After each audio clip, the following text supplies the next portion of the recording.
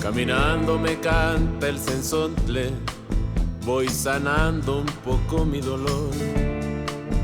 Se oscurece la sombra del monte, voy tranquilo sin una razón. Caminando acompaño al sensontle, vuela encima de mi canción.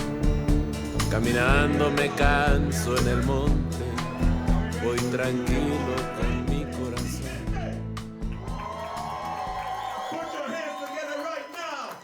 My hat means my dad, and it means my culture, and it means my grandpa, bro. They wore it, and they wore it with pride. When you see someone with a sombrero or boots, that's a hard-working motherfucker.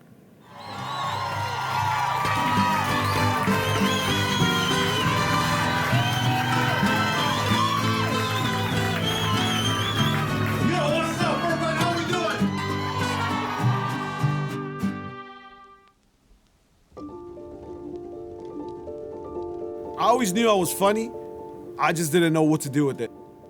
I was in the police academy before I started doing comedy. And my good friend, Tony Lopez, was all like, just do comedy, bro. You're always a comedian. You're always a funny one. Maybe being a cop is not the right thing for you. And after that, I started doing stand-up.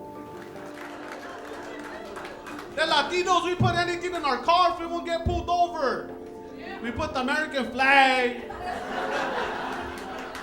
We're gonna put stickers. I read the Bible. I'm a Republican.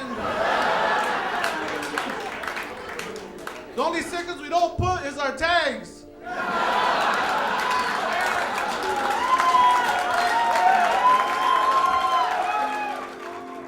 Comedy idols are anyone from Gabriel Iglesias, Willie Barcena, and for different reasons. I'll say Willie's name first. I used to do loss prevention for Tower Records. And Tower Records is where back in the days you were able to buy CDs and movies and shit like that. And we found his comedy CD. And we used to listen to Willie Barcena's CD. And he was a Mexican kid from Boyle Heights. So I was kind of like, oh, I can relate to this fool. And he was funny as fuck. And we saw him on The Tonight Show. To me, coming up, I'm like, man, that's fucking dope, bro. Every Latino family is the same, but not the same. You gotta just say it the way it happened to you and say it the way you experience with your twist, and they're gonna relate to it. In some form, they're gonna be like, oh, I kind of went through that, but like in a different way.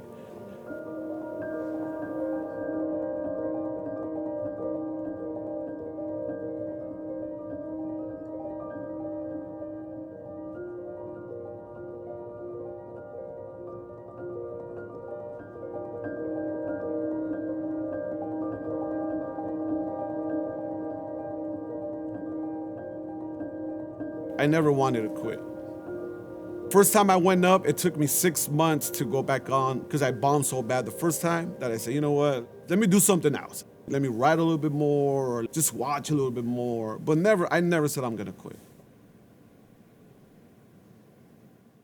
One of my best friends in the whole wide world, you saw him on season 1, he's back to tear it up again. Give it up and make some noise for Alfred Robles!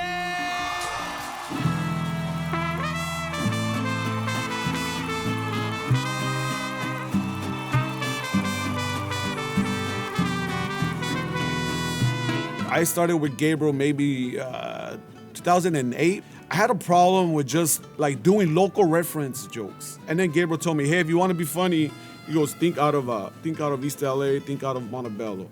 You're a likable person, they're gonna like you, just be more universal.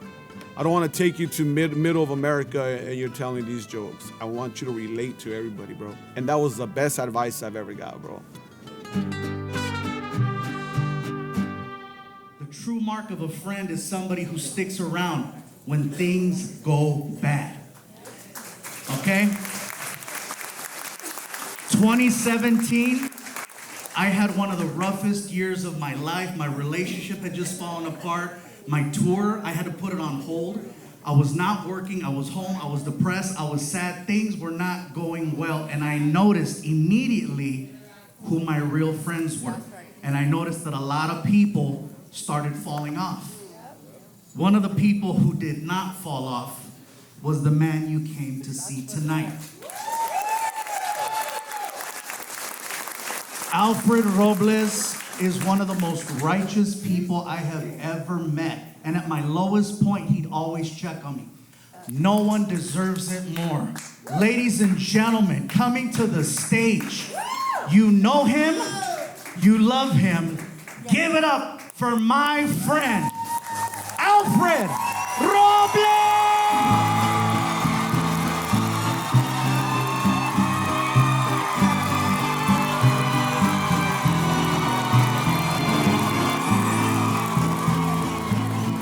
I had the opportunity to be on Netflix because of Gabriel. I had the opportunity of being on Comedy Central because of Gabriel. I did Dodger Stadium because of Gabriel. I did fucking Madison Square Garden because of Gabriel. He opened the doors for me, and I appreciate everything that he did for me, bro.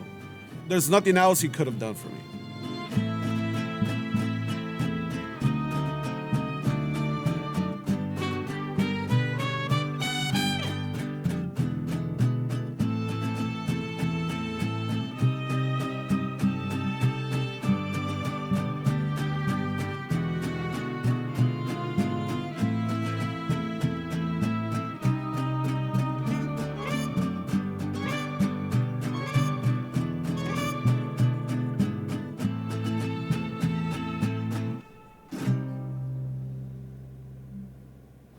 So these 4 subs sold out for sure? Proud of my dude, bro. I'm proud of this dude. This dude gives me inspiration. Anything can happen that's possible. Anything is possible. That's living proof right there, bro. All it takes is one video. All it takes is that little spark. Sometimes we give up on ourselves. You know, we do shit and then one video hits and one doesn't, and you like. No, but you can't be deep. But you gotta keep on, you know. That's what it is. That's the trick. That's the fucking trick right there. Yeah. Being consistent, bro. Mm-hmm. Let's go. Let's go.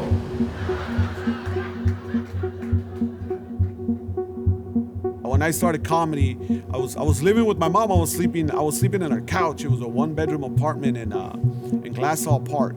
I slept in the living room. I slept on the couch. My mom had a room, and then I started, like, little by little, I started making like $50 here, $100 here, or whatever. And I saw that the couch was fucking up, so I bought a rollerway, bro. I bought a rollerway bed, and when I bought a rollerway bed, bro, I thought I made it. I go, hell yeah, dog. A little rollerway, dog. Yeah.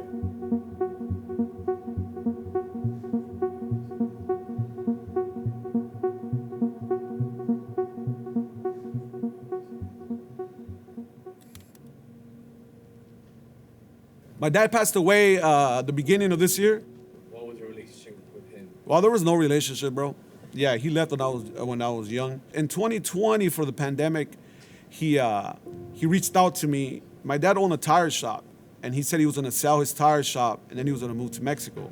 And then let's just say he said, "Oh, I'm gonna do this, and I'm leaving in April." And he sold it earlier, and he still wanted to be in town. And I told my dad, "Hey, well, stay at my house, and then when you're ready, just leave." I opened the doors, and I mean, he didn't say sorry. Nothing. I just told him, "Hey, man, let's do this. Fucking come over." I cleaned my other room that I had, and that fool never showed up, bro. He moved to fucking Mexico, though. Yeah, and maybe I mean, who knows what he was going through, bro? Maybe that was too much for him. You know, maybe that was too much. Oh, that's my son. I feel embarrassed or shame. You know. Who knows, bro? But I was all like, you know what? Fuck you, bro. You done it like 3 times in my life. You've been ghosting me my whole life, motherfucker.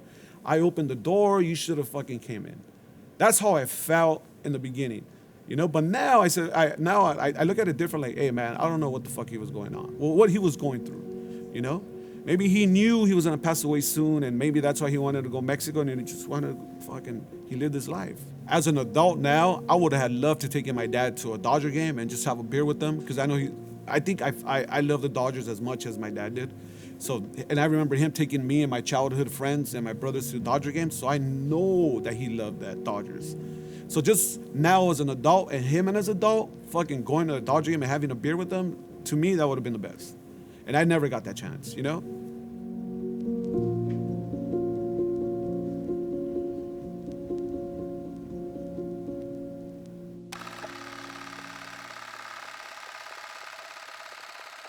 Did you ever anticipate the success you currently have?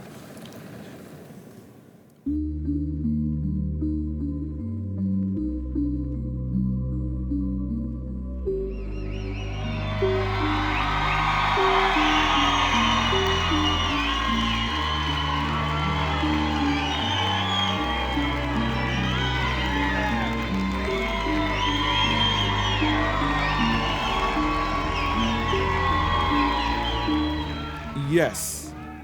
I thought it was gonna come sooner. I knew something was missing. The part of Mexico that we're from is northern Mexico, in Sonora. Everybody wears sombreros and boots over there. My dad wore a sombrero. My grandpa wore a sombrero. And a lot of people told me not to do it. They're all like, dude, you're gonna lose a lot of fans because you're gonna alienate yourself. Nah, hell nah. Nah, if they already know I'm Mexican, they're not gonna say, oh, let's not watch Alfred because he's wearing a cowboy hat. I bought the hat late February. I started headlining like in June. And after that, we haven't stopped, bro. We haven't stopped since then.